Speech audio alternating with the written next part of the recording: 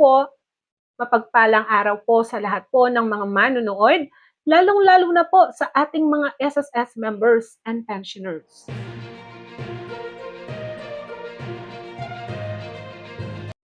Sa video po na ito, ating pag-uusapan kung ano po ang mangyayari sa isang retiree pensioner kung bumalik pa po siya sa work o nag-resume po ang employment niya.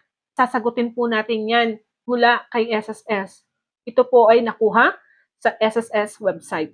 Narito po, basahin natin. What happens when the retiree pensioner resumes employment? The monthly pension shall be suspended upon the re-employment or resumption of self-employment of a retired member who is less than 65 years of old. The member shall again be subjected to compulsory coverage. At 65 years old, whether employed or not, he can already claim for retirement benefit.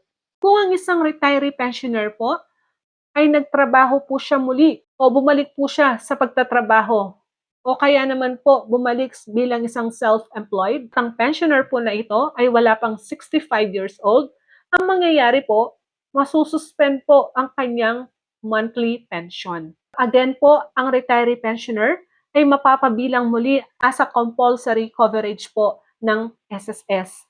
At pagdating po ng kanyang edad na 65 years old, whether nagtatrabaho po siya o hindi, pwede na po siyang mag-file ng retirement. Ito na po ang tinatawag nating technical retirement. Remember po, ang technical retirement, kahit nagtatrabaho ka o hindi, basta umabot po kayo sa edad na 65 years old, automatic na po yan. Pwede na kayong mag-file ng retirement.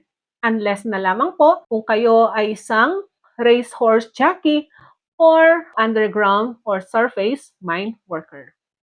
Yan lamang po ang ating information sa ngayong araw po na ito. Have a nice day and God bless us all.